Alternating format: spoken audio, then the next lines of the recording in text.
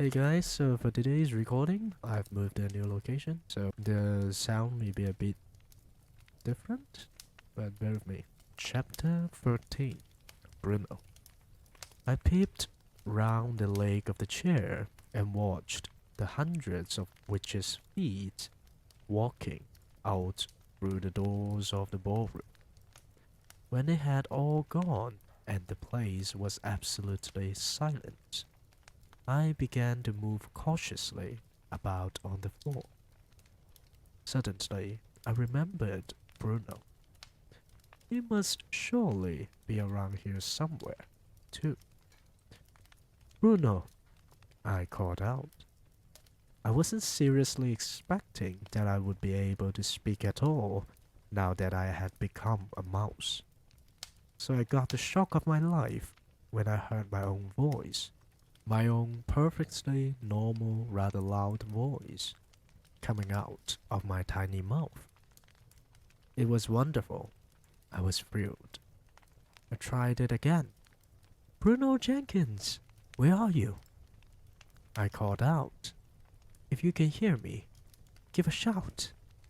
My voice was exactly the same and just as loud as it had been when I was a boy. Hey there, Bruno Jenkins, I called. Where are you? There was no answer. I pottered about between the seat legs, trying to get used to being so close to the ground. I decided I rather liked it. You're probably wondering why I wasn't depressed at all. I found myself thinking, what's so wonderful about being a little boy anyway? Why is that necessarily any better than being a mouse? I know that mice get hunted, and they sometimes get poisoned or caught in traps.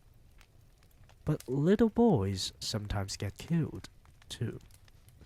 Little boys can be run over by motor cars, or they can die of some awful illness. Little boys have to go to school. Mice don't. Mice don't have to pass exams. Mice don't have to worry about money. Mice, as far as I can see, have only two enemies, humans and cats.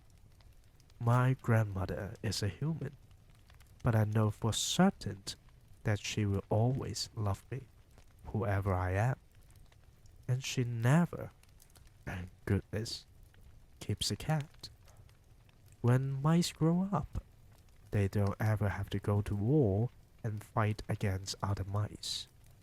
Mice, I felt pretty certain, all like each other. People don't. Yes, I told myself, I don't think it is at all a bad thing to be a mouse. I was wandering around the ballroom floor, thinking about all this, when I spotted another mouse. It was crouching on the floor, holding a piece of bread in its front paws and nibbling away at it with great gusto. It had to be Bruno. Hello, Bruno, I said. He glanced up at me for about 2 seconds, then went right on guzzling. What have you found? I asked him. One of them dropped it, he answered. It's a fresh pie sandwich. Pretty good. He too spoke with a perfectly normal voice. One would have expected that a mouse, if it was going to talk at all, would do so with the smallest and squeakiest voice you could imagine. It was terrifically funny to hear the voice of the rather loud mouth, Bruno, coming out of that tiny mouse's throat. Listen, Bruno, I said. Now that we're both mice, I think we ought to start thinking a bit about the future. He stopped eating and stared at me with small black eyes. What do you mean, we? He said. The fact that you're a mouse has nothing to do with me. But you're a mouse too, Bruno. Don't be a fool, he said. I'm not a mouse. I'm afraid you are, Bruno. I most certainly am not, he shouted. Why are you insulting me?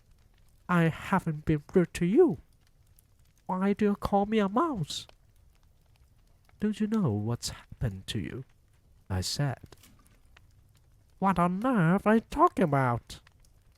Bruno said. I have to inform you, I said, that not very long ago the witches turned you into a mouse. Then they did it to me. You're lying, he cried. I'm not a mouse. If you hadn't been so busy guzzling that sandwich, I said, you would have noticed your hairy paws. Take a look at them. Bruno looked down at his paws. He jumped. Good grief, he cried. I am a mouse. You wait till my father hears about this. You may think it's an improvement, I said. I don't want to be a mouse, Bruno shouted, jumping up and down. I refuse to be a mouse. I'm Bruno Jenkins. There are worse things than being a mouse, I said. You can live in a hole. I don't want to live in a hole, Bruno shouted. And you can creep into larder at night, I said, and nibble through all the packets of raisins and cornflakes and chocolate biscuits and everything else you can find. You can stay there all night, eating yourself silly. That's what mice do. Now, that's a thought, Bruno said, perking up a bit. But how am I going to open the door of the fridge to get all the cold chicken and all the leftovers? That's something I do every evening at home. Maybe your rich father will get you a special little mouse fridge all to yourself, I said. One that you can open. You said a witch did this to me? Bruno said. Which witch? The one who gave you the chocolate bar in the hotel lobby yesterday. I told him. Don't you remember? That filthy old cow! He shouted. I'll get her for this. Where is she? Who is she? Forget it, I said. You don't have a hope. Your biggest problem at the moment is your parents. How are they going to take this? Will they treat you with sympathy and kindness? Bruno considered this for a moment. I think, he said, that my father is going to be a bit put out. And your mother? She is terrified of mice, Bruno said. Then you have got a problem, haven't you? Why only me? He said. What about you? My grandmother will understand perfectly, I said. She knows all about witches. Bruno took another bite of his sandwich. What do you suggest? He said.